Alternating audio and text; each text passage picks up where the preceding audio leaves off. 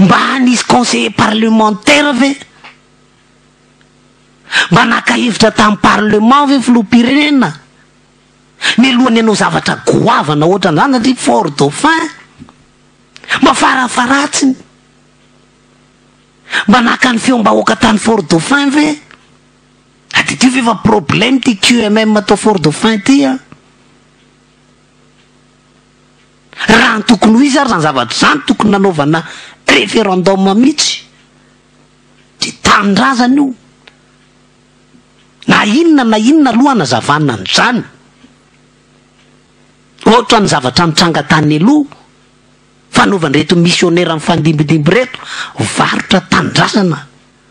kity varotra tanindrazana haute trahison ary tsy mitrangatranga ho azy ny zavatra miresadresaka n'io seimady io sika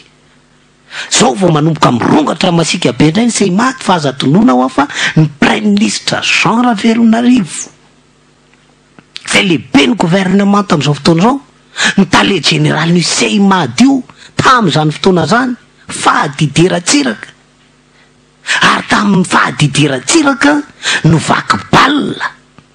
ny fivarotana tany anyreto sokajina zavatra be dehibe reto de anjaratsika daholo ny mandinika an'izany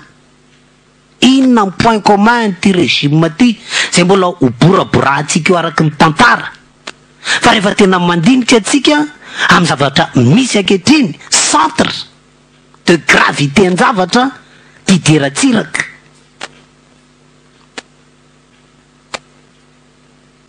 raha ny zava-misy eto amin'ity Madagasikara ty de hitranga ny zavatra anahirana samy hafa matetika anefa ny ady tany sy ny karazany zay manam-bola ny tompony zay manam-bola ny tompony zay manam-bola mandresy eo amin'ny fitsarana fa isika zany tsy manana volavola ahoana no anaovantsika an'ireo tany gazatsika reo ahoana no anaovantsika an'ireo tanoratsika reo reo tsy anasatsika reo inona ny moyen ahafahana misy antony matoso ratana ao anatin'ny ny lalam-panorenana zany hoe miaro ny intégrité territoriale ny filoham-pirenena misy antony zany na inona tenena zany hoe bail amphithéotique inona masika fotsiny zany io ko ny 1% ny ambaty viziny QMM nga nisy missionnaire sananova tatorina ny président ny fandimby zany de missionnaire manana iraka zay tsy ny malagasy ny maniraka azy fa zay ao an-damosiny ao de guerre d'intérêt an'ireo ao lamosinareo mahatonga hoe mijanona indray aloha ianao raha koto fa aloha raha be indray nitondra de frustré le nitaingina ny rakoto de mikapa ny vavaranjo le solony fa zany rehetrarehetra zany nefa tsy tena le intérêt an'le malagasy mijerena fa le bizina avolenta any ambony any aiza ve tompoko mba raisinareo nge ty zavatra ty Noely tao la réunion tsy haiko raha mba nanaraka an'izany vaovao zany sika tao la réunion anamboatra lalana de anamboatra tetezana zany hoe projet ngeza be mihitsy zareo réunionné